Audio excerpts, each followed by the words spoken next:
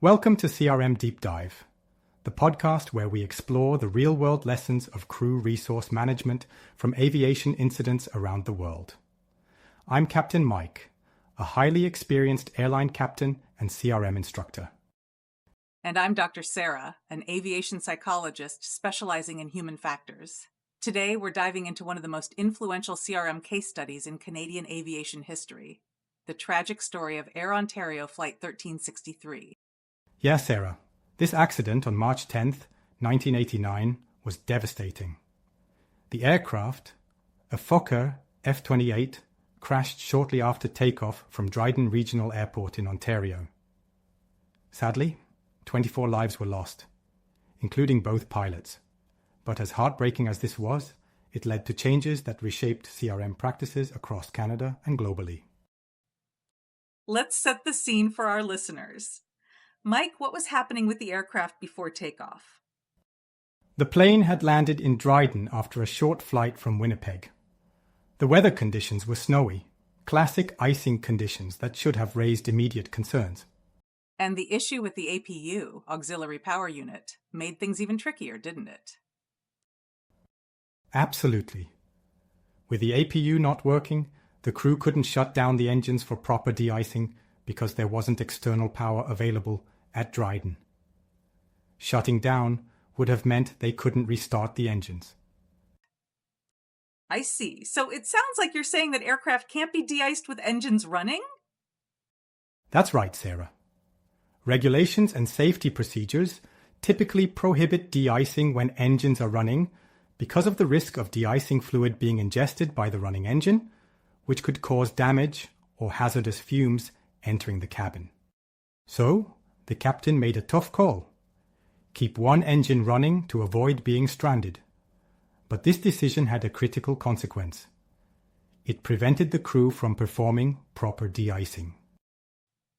It's understandable why they'd want to avoid becoming stranded, but it created a dangerous situation. Without proper de-icing, snow and ice buildup reduced the plane's lift, ultimately leading to the crash.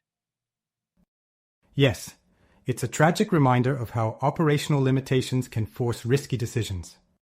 Now let's dive into the CRM failures. Mike, where do you think the breakdown started? There were several breakdowns. The first officer noticed the ice but didn't press the issue with the captain.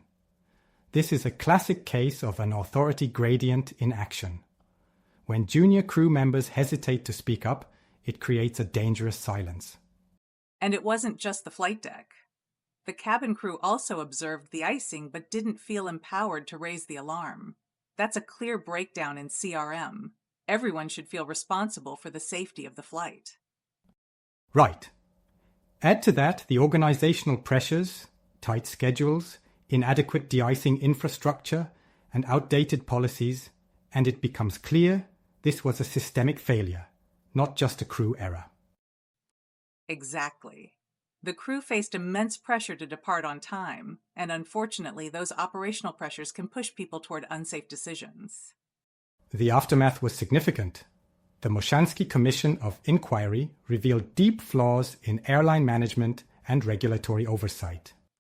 And it wasn't just about pointing fingers. It led to real change. Canada tightened its CRM training regulations after the accident, ensuring that all crew members, pilots, cabin crew, even ground personnel, were trained to communicate effectively and challenge unsafe decisions. On top of that, airports improved their de-icing infrastructure and procedures. There's also a stronger focus now on how technical issues, like a failed APU, can influence decision-making under pressure.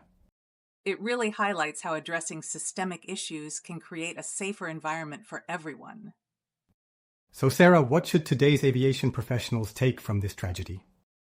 First, communication across all crew roles is critical. If anyone on board notices something off, they need to speak up, and their input should be taken seriously. I fully agree, Sarah, and second, it's about challenging the authority gradient.